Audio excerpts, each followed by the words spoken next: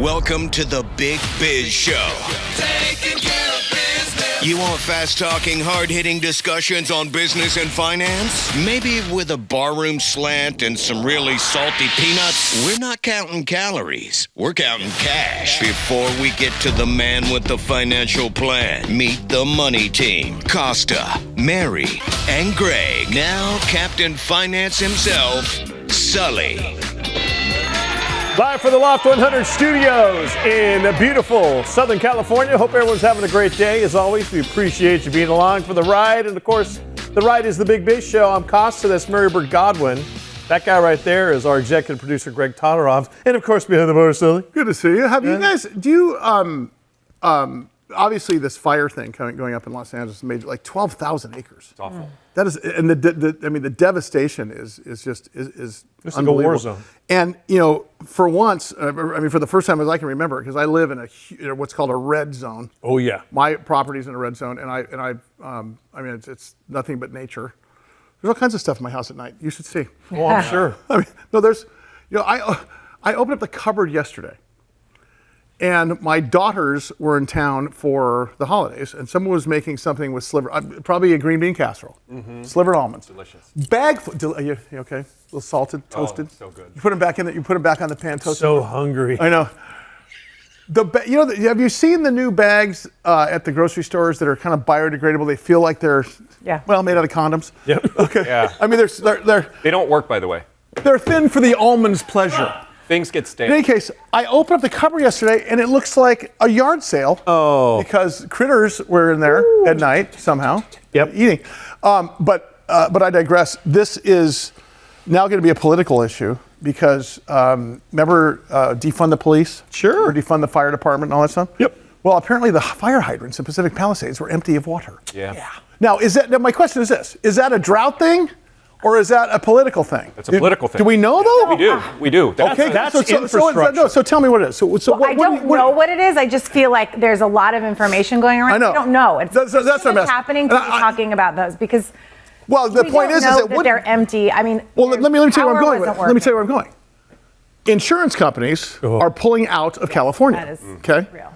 Now, if somebody tripped on it and smeared it in the carpet, okay, or stepped on it and smeared the carpet, and made it so that somebody could have flipped the water switch better, or somebody could have flipped the energy switch better, or something, if it was an error based upon policy, and insurance companies are leaving, what that does to homeowners in California is, it's first of all, you could lose your home because you can't have a mortgage without insurance. Yep. But number two, they'll come up with, as they always do, the state of California will come up with a way for you to buy state-sponsored insurance. The problem is, if your home costs, let's say, in the state of California, median home price overall, believe it or not, $875,000.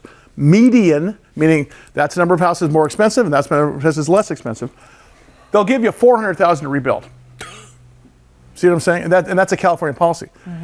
I don't have a solution here, but I can tell you, California's got earthquakes, California's got fires. You guys have hurricanes, you guys have tidal waves and everything else. There's got to be a way for us to understand that we can pay an insurance premium and count on the insurance being there after a disaster. Because none of these homes in Pacific Palisades, I don't care how, look at this, there's a lot of rich people, there are a lot of celebrities and stuff, but none of those homes are going to ever be able to be insured again. So that was the number one question my kids asked me last night when we were talking about it. They said, how are these people going to get their money? What happens? I'm like, I don't know what's going to be available for them. Insurance companies are, so first of all, I think insurance companies are pretty good at coming to the rescue because it's a good soundbite for the next commercial. Yeah. Right? Jake from State Farm will be there. Right, but that's not my question. My question is, once it's all done, they're going to, because they're all well-heeled, listen, they will pay the money. Will they ever take you on as a client again? Unless you live in a concrete jungle right in the middle of, high risk. Right. Yeah. It's a serious. Howie Font's going to be with us here in just a second. He's going to talk to us about Love that guy. how it is. And because there's a new regulation that was announced in the state of California last month that would require insurance companies operating in the state to increase coverage in high-risk areas by 5%. Well, you can require all you want, but they're voting with their feet. It's called a-holes and elbows. That's all you see as they're running out the door. See ya. They're slapping leather out the door. Big Biz Show. See Howie in a second. Step by.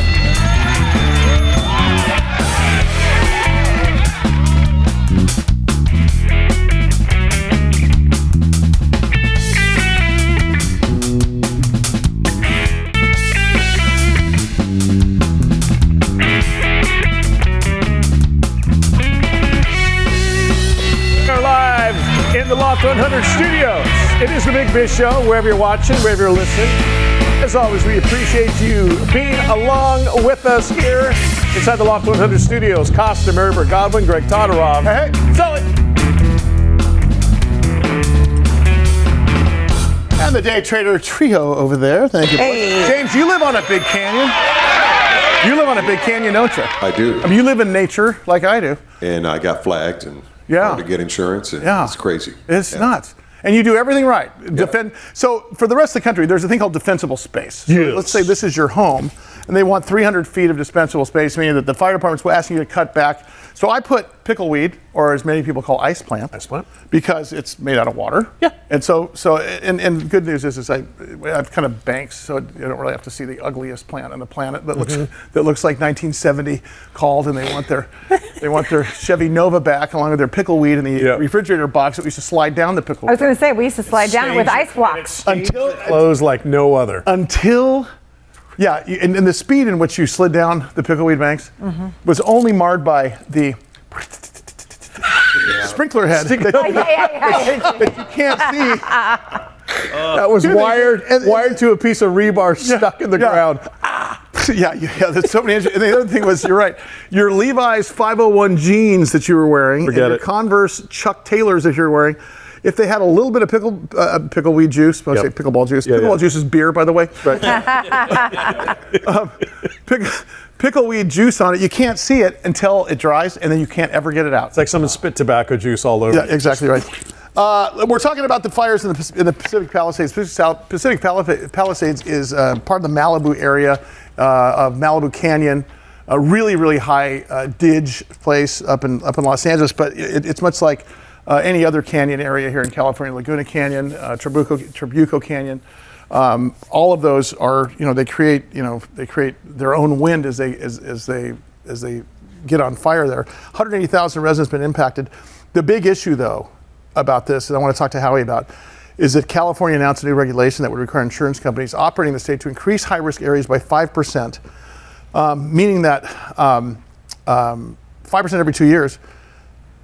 And the state's allowing them to increase rates. I don't mind if they increase rates. I just don't want them to have to leave. If you choose to live in an area like that, you better budget in. You assume the risk. I mean, I'm regretting it so much now. I bought this great big property thinking, oh, this is great. I got privacy. Until you realize the maintenance costs of the property. I'm not worried about the price of the house. Oh, yeah. I mean, it's a safe deposit box. Your house goes up in value, right? Yeah. But when the water bill is more than your grocery bill. Yep. They call that daily carrying costs. Yeah, exactly right. Howie, how are you, sir? Good to see you, Howie Font, our lead analyst here on the program. Howie, is this good news? Is it bad news? Because I think the bad news would be if the state's allowing them to increase cover, making them increase charges, but allowing them to increase rates, it means they're not leaving. The big scary part for residents here, especially the folks that lost all of their homes in complete devastation, is I'm going to get covered. They're going to pay the check, but will I ever be able to get insurance again? Is I think the big question. Talk about that a bit. No, that's right. I mean, I think Mike, I watched the earlier segment. Mike mentioned Nate from State Farm. Nate from State Farm is gone. In the Pacific Palisades alone, 1,600 homes just last March got non-renewal notices saying, we're not renewing your insurance, sorry. And even before that, more and more insurance companies are taking away their catastrophic event insurance. So if you have a flood, if you had a tidal wave, an earthquake, or a wildfire, that's no longer something that's covered by your insurance. So that's not very helpful. Do they do that for mugging insurance in New York City because there's no natural disaster? So just you get rolled when you walk out, pushed in front of a subway. Yeah. It does cover theft in the home. It does not cover being pushed onto the subway. Yeah. In March, State Farm issued a letter, didn't they, of non-renewal? How many people were affected here in the state of California? Well, they did this in rounds, but the letter that we're referring to with the catastrophic insurance was 30,000 people in very high-risk areas. Like I said, 1,600 of those were in Pacific Palisades specifically. And I think what you were talking about with the regulation, that's to solve the problem, but the fundamental point is if you're going to have a $1 million home just as a baseline, that's going to cost more and more to insure relative to what it was a few years ago. And also, if you have the same level of risk, but you have increasing prices on homes, well, that's going to increase to an level the replacement value of the homes, and therefore it's going to have to increase rates. So I think this actually creates, and I've said it before on the show, a ceiling for property prices. Well, so that's the next step, is because, look, there's an inventory problem in high, as we saw Jason Berry last week, said high priced areas across the country. There's an inventory problem, and I think the inventory problem is that people aren't leaving. they want to stay there. This may change all of that, right, Howie? This may make it so, because it's interesting how one thing affects so many other things here. Because insurance leaves, suddenly prices would drop. If you couldn't get insured, eventually you had to be self-insured, even on a condominium. Yeah. How many people could afford to rebuild their condo? I mean, what do we got? 60% of Americans are a $400 car debt away from bankruptcy, Howie? Yeah. You're right. I mean, so what's the lesson we learned here? Or is there one? Because, as a mortgage company, I'm not going to give you a mortgage. The house burns down, you can't rebuild it, and you're not going to repay me because there's no house left. I mean, so you can't blame the mortgage companies for the requirement. You can't blame the insurance companies for wanting to mitigate their risk. I do think, though, there needs to be some sort of penalty, and I'm not for regulation, but I will tell you this. If I'm paying an insurance premium for 15 years and not using your service other than to insure, and the minute I have to use your service, you drop me like a tummy tuck on a plus size model, sorry Mike. You drop me like Dick Cheney's hunting partner. You drop me like acid before a Woodstock concert. You drop me like Mike's self-confidence before he stands in front of the people. That Never had it to begin with, so that's okay. Anyway, so the point, keep it going. How many more? I mean, On a roll. The point I'm trying to make is, like, for Mary, do you worry about this for as a single mom going through insurance, or is it times like this you worry about? Because I worry about this every day of my life.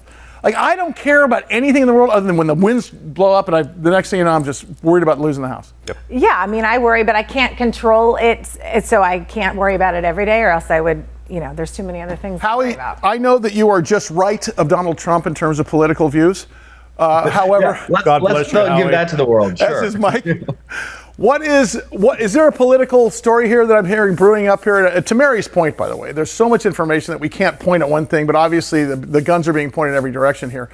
Is this part of the defund, the fire department defund in the past? Was this somebody forgot to turn the switch on for the water and the fire hydrants? Is that just one of the metrics here? What are you seeing? Because I know you've studied that part of it too. Yeah, that's right. I mean, we don't have the full accounting of the facts, so I don't want to indict anybody yet. But I will say that it does seem that this was gross mismanagement. Just this year, they pulled millions and millions of dollars out of the fire department's budget. I think there's probably a lack of prioritization on what their actual job was. So now, is that because we have a failed state of the failed Republic of California? That doesn't sound political. I mean, it sounds like they were trying to balance the budget. Let's not pay this because we got to pay this. It was a lot of robbing Peter to pay Paul too. That's what I'm saying. When you look at the black and white of it, but they also gave how many millions of dollars of literal fire equipment to Ukraine, and it's equipment that people are saying, wait a second, there are some that were saying, well, I mean, the humanitarian factor I can't blame, but we're going to need this maybe sometime. Well, so to your point, I don't blame the humanitarian effort, especially when it comes to Ukraine. However, if you live in areas that are at risk, California being one, and many of your listeners across the country don't really realize that we are just, I mean, it's not a matter of if, it's a matter of when. We've had several years without this. It's going to happen again and again and again. The problem is, why are we so quick to knee-jerk, but then once it all sounded, oh, we're fine now, and we don't resolve. I'm not talking about the tinder box we live in. I don't care about that. I'm talking about the regulation side of it and the insurance side of it, because I will tell you, even though a lot of these folks up in Pacific Palisades are well-known actors, well-known musicians, well-known authors, and many just successful people that you don't know, they can probably rebuild their homes because they got the cake in the bank, but they're never going to be able to get insurance again, at least from the same companies. And that's the problem. Don't you think? No. Isn't that what has to be fixed? Yeah, I think no one's going to want to put a pile of money away, in this case, the state insurance of last resort that is being tapped into now, and is probably going to be insolvent after this now $50 billion event. I know I gave you the number $10 billion, but JP Morgan's revised it upwards 5 times that amount. So they're going to have a big hole in the budget, and no one wants to build it up to the point where there's just money sitting there that they could use for other things. So People forget very quickly. Could we do a big biz show? You know, like in another state that, like Austin, that has a surf pool. You want to? I think let's get the hell out of here. Nothing but sagebrush and sand. Yeah, we have a high school called Sagebrush Canyon High School. Fire hydrant high. Welcome here to California. Big Biz Show, bigbizshow.com.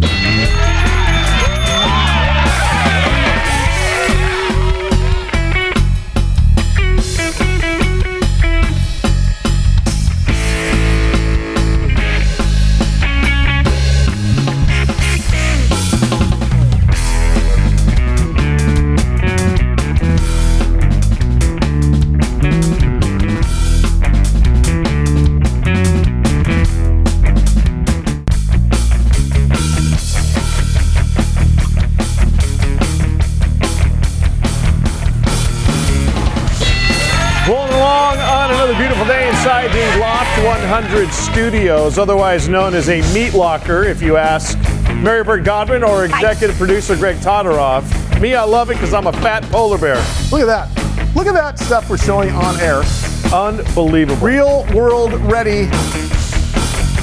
God, I can't wait. And the man behind that is Mr. Brandon Robinson, founder, CEO, Horizon Aircraft. They're a ticker symbol HOVR. We're talking with a retired Canadian CF-18 Can I tell you Top Gun guy. One of the greatest things about talking to him off air is he says stuff like copy.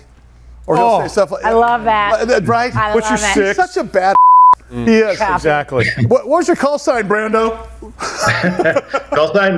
Call sign was repo in the Air Force. It's a long story, but I basically broke an F-18 that could not be fixed. And so they had to repossess it. So there you have it. What if you had a really talented guy like Mike, but just wasn't going to be able to fit his in the seat? What would you do with a guy like that? Right? Because there's physical metrics when it comes to becoming a pilot everywhere, and part of it's fitting in the cockpit, right? I think it's called. Well, that's a great question. I think it involves a treadmill, less bacon, a lot of sort of a protein-based diet sort of thing to start, and we can go from there. Operation Dumbo Drop. Yeah. First of all, great to have you along. Horizon Aircraft stock symbol HOVR, and of course horizonaircraft.com, and we'll be showing you as you see here on the screen here, just some of the cool hybrid stuff that's happening here. Can you give us an overview just about the new aircraft that you're building and why it's got such a huge market? Absolutely. So think a normal aircraft, so fast, can go a large distance, but it can take off and land just like a helicopter. So it can take off and land vertically, so you don't need any runway infrastructure. You need a parking lot or a vertiport, any sort of helipad. And so it can get in and out of all sorts of places, but then en route, it's about twice as fast and about 30 to 40% cheaper per hour than a traditional helicopter. So per unit mile, you're saving about 70 to 75%. So some pretty incredible economics. So if you want to get from point A to point B, but you need to get in and out of a tight area, so think medevac, think critical organ transport, or getting to some remote location for disaster relief, it's basically a cheaper, faster helicopter. Yeah, it makes me think about military operations. I'm watching that thing Lioness on TV. That another, whoever the creator of Yellowstone has created a thing called Lioness, and it's about a badass women, assault team with a bunch of Navy SEALs. But it's always how do I extract the people out of there? Would this ever have a military application in your mind? So absolutely. One of my jobs in the Air Force was to plan and lead coalition strike missions where we'd go and recover. Hold on a minute. Again. I mean, seriously. Seriously. Okay. Can we just all leave and let Mary interview him? Yeah. Because I've never even used the word strike mission. No. Have you? No. Oh, strike. Yeah, and bowling. So think like 100 aircraft, jets and helicopters and transport aircraft, and we'd have to go and extract a down pilot, do a casualty evacuation or personnel recovery mission. My word. And that would require some of these helicopters to roll in and land at very austere locations. Now, the helicopter is always the slowest thing in the entire package. We're doing 0.9 Mach or 1.2 Mach. The helicopter's flying around at 150 nautical miles per hour, which sounds fast, but it's about an eighth of the speed of everything else. And bullets are faster, right, Brandon? I mean, not to be glib about it, but I mean, anti-aircraft weapons are faster than 150 nautical miles an hour, which is the problem, correct? Yeah, exactly. And so I would have loved to have this type of aircraft that could travel at higher speeds, go longer distance, carry a lot of stuff, And from a military perspective, it would have been incredibly useful. And the U.S. DoD is actually quite interested in our particular design. And we had won a U.S. AFWorks, which is a U.S. DoD research and development grant that helped expedite the development of our half-scale prototype. So a lot of interest around the world for it right now for military applications. You know, we just described that situation. You just described. You know, Brandon calls that Tuesday. Yep. Brandon Robinson, the founder, CEO, Horizon Aircraft, NASDAQ, ticker symbol HOVR. Brandon, will you use these against the United States when we have to go to war? I'm really curious. No. I spent a lot of time in the U.S. Training with some of the world's most finest fighter pilots in the U.S. And, so I got a special place for the U.S. So my biggest problem right now is dealing with Batman, who keeps calling me and wants one of these things. In all seriousness, giant spotlights, and I had a little too much whiskey one night, and I've turned it on just to see what it would do, and apparently that's not what you're supposed to. What are your biggest challenges that you face on your way to commercialization? Yeah, so first of all, it's proving the underlying technology. So we have largely finished our half-scale prototype flight testing, which is excellent. So it's proven at a large scale. I mean, this thing is 22-foot wingspan, that the underlying technology will work. And so that hurdle is complete. Now we're building the full-scale technology and proving that the full-scale propulsion units produce enough thrust and are aligned with our computer analysis and some of our practical testing that we've done. Once that's complete, then we're well on our way. So we're starting to build full-scale aircraft parts right now, which is really exciting. And the testing's already begun on the full-scale underlying technology. Brandon, can you discuss where Horizon is at in relation to your competitors? Are there other people doing this? I've never even seen it. I know, I haven't seen anything else like it. And, is this an investment? I'm thinking of my brother-in-law that likes to fly planes, and he would be so fascinated by this. So, as far as investors are concerned, how do you drum up that interest in investment? So there are lots of companies attempting to do this, to be quite frank. Some of the leaders like Joby and Archer, multi-billion-dollar market caps, they're a couple of years ahead of us, but we have a lot of room to grow. The majority of the players in this space are focused on an all-electric solution. And so think maybe 50-mile range, lower cost type, higher frequency routes. We're focused on longer range, going faster, carrying more, going further, and what's called regional air mobility. So instead of within cities, 99% of them, all electric machines within cities, ours is between cities, 300 to 500 nautical miles. And we think there's a lot of utility there. Maybe 5 years ago, that wasn't as popular, but now people are coming around to see that, actually, some of the most profitable routes are actually those longer routes. And so that's resonated quite a lot with some of the operators we're talking to. Hey, Brandon, what are we looking forward to most in 2025? Obviously, you guys have shored up with some capital, market cap's looking better and better every day, and you're executing a great business plan. I can tell you, just from personal experience, our management team is bulletproof. So look at the future's so bright, as they say, you got to wear shades for you guys. What are you looking forward to most here for the next, let's say, 6 months to 18 months? Well, yeah, so great point. I mean, we're extremely fortunate to have a strategic investor on board that came in a very responsible way. And that leads to a lot of excellent future opportunities for us too. But I think the most exciting thing is the transition to the full-scale aircraft. So, we've been really focused on proving the underlying technology. Now we get to build full-scale aircraft parts, 45-foot wingspan, fan units that produce, 500-600 pounds of thrust. It's pretty exciting. So that's one thing. The second thing is building a world-class team. So we've made some announcements. There's going to be some more in the future. We've managed to pull in some world-class individuals that are going to help us set us up for success, essentially. So a lot of exciting technical milestones to hit in 2025, and we're well capitalized to do so. I want you on every week, only because it makes us feel worse as men, but better better because we know you. Call sign Repo, call sign I'm cooler than you. Founder, CEO, Horizon Aircraft, their ticker symbol HOVR, our good buddy Brandon Robinson. Brandon, as always, appreciate it. Thank you very much. I want one. So you are the goose to his Maverick. You are. And he hit the eject button. Pretty much. All right, keep it here. Much more to come with the Big Biz Show. See you soon. Copy that, Neil. Copy that. Roger. Anna, Richard 6. Copy that, Roger. Roger. Big Biz Show rolls on inside the Loft 100 studios. Hope everybody's having a great day. Costa Maribert Godwin, Greg Todorov, and our executive producer, not our executive producer, but our main man I'm is the executive Sully. producer. Captain Finance. Give me crap that Captain Finance. Joining us right now, the Chief Executive Officer of Alt 5 Sigma. Their ticker symbol is ALTS. And we welcome Mr. Peter Tassiopoulous to the show. Peter, how's your day going? Fantastic, guys. How are you? We're doing great. Peter, great to see you. You know, we're at 125 million TV homes across the country. We're also in American Forces Network in 175 countries and all the ships at sea. Let's not forget Bloomberg, Financiero. Everyone's asking the same question, Peter. What the hell is this cryptocurrency thing and what is the blockchain? We've been talking about it for 3 years. And it's like you may as well explain to us an algebra problem because I don't think anybody really figures this thing out. I talked to Peter this morning. I said, look, I got the same $40 in my pocket for the last 6 months. And if I'm not tipping somebody, I'm using a digital currency. Yet it's still a mystery to us. So can we start with the infrastructure part of it, Peter, and the blockchain part of it before we get to your company for a second? Why do we care about the blockchain?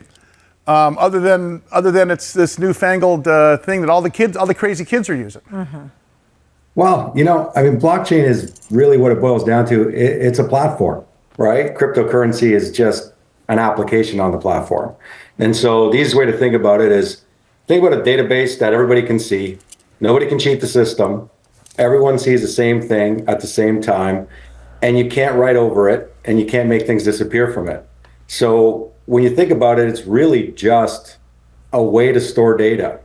And by coming up with such a unique way to store that data, share it, be able to see it, and trust it, people decided to build cryptocurrencies, which is just a digital representation of money.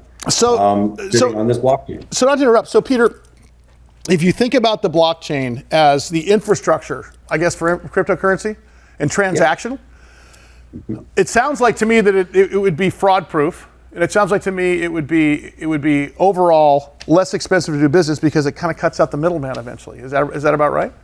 Absolutely. So it disrupts traditional banking, SWIFT networks, et cetera. I'll give you an idea. So a story I tell people.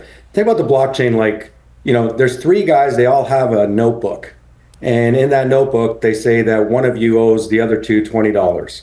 And now there's a new person who gets a notebook. He has the exact same notebook. And he says that you don't. Well, guess what? The 3 guys have a notebook that says that you do. Everybody knows who owes who the $20 and when they did it. And so if you look at that and then continue that with millions and millions of data points, suddenly you've got the entire community getting behind making sure everyone's transparent. And that's really what it is. And as far as speed goes and transparency, I can send you $1 in some cryptocurrency right now with the push of a button, and you'll get it in about a millisecond.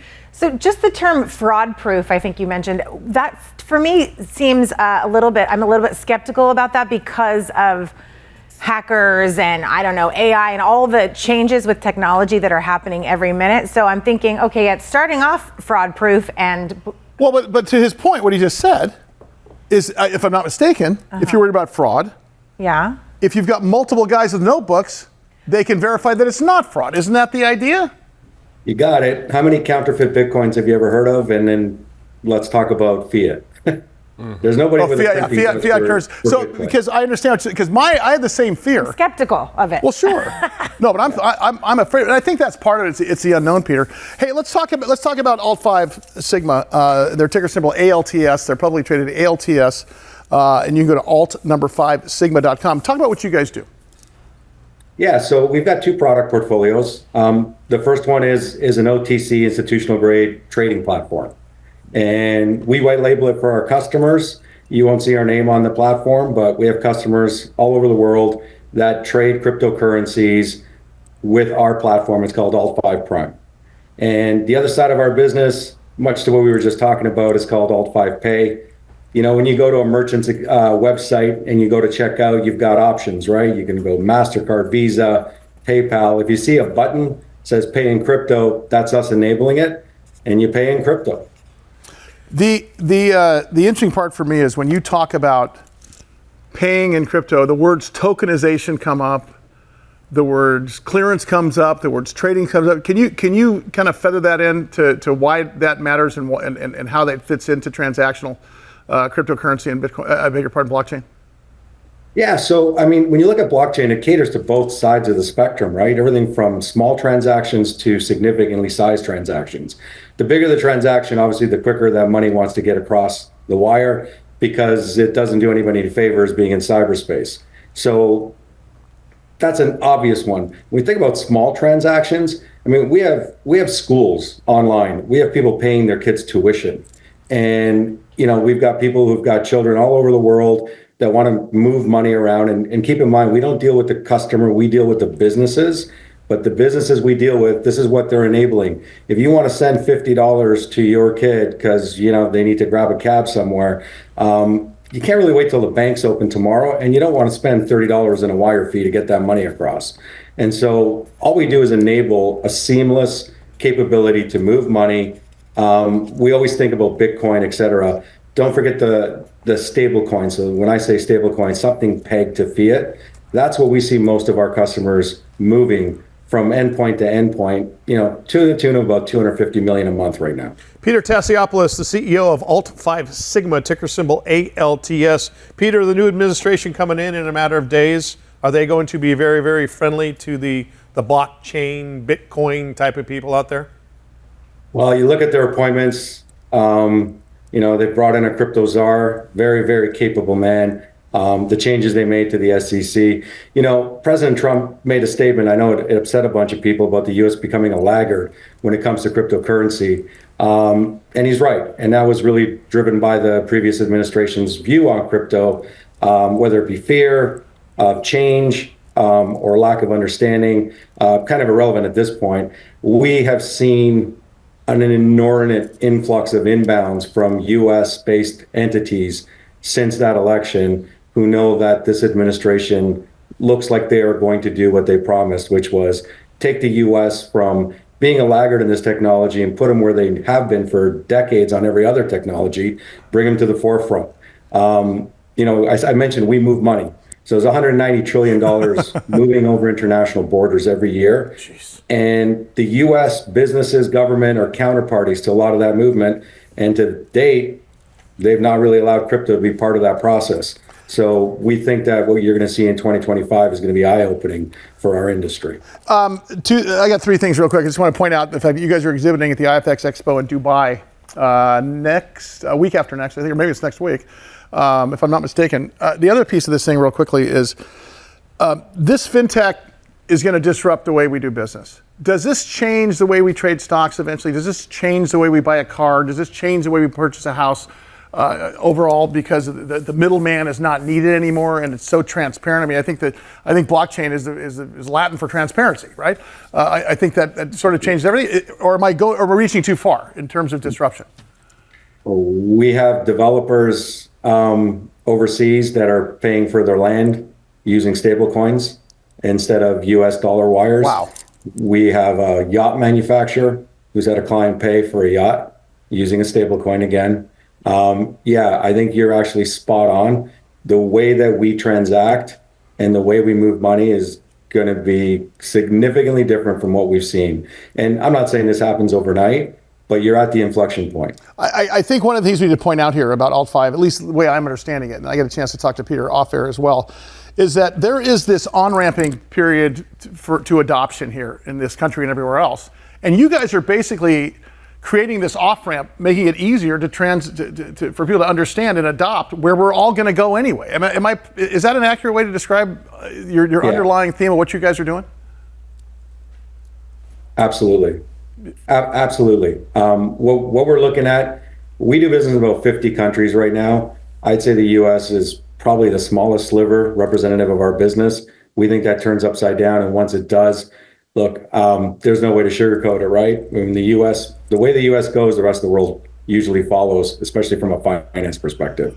You asked me earlier, do we see it changing the way people trade stocks? Absolutely. Yeah. 100%. Well, if it saves you money, if it saves you money, and you are, I have a question, and this is a tough one to ask Mary. What would it take to convince you?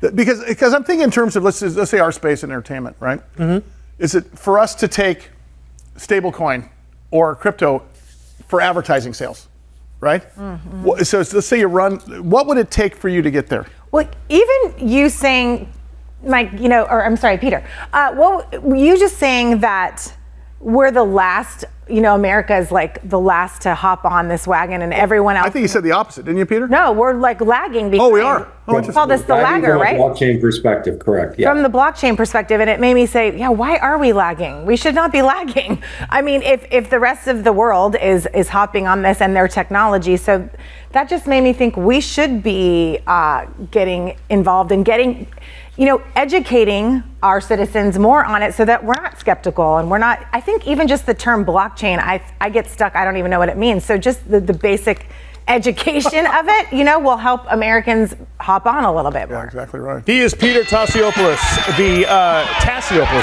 Chief Executive Officer, Alt 5 Sigma, ticker symbol ALTS. Peter, please come back on the show. He's listen, it's like the mob. He's not getting out. Caught up. We need him.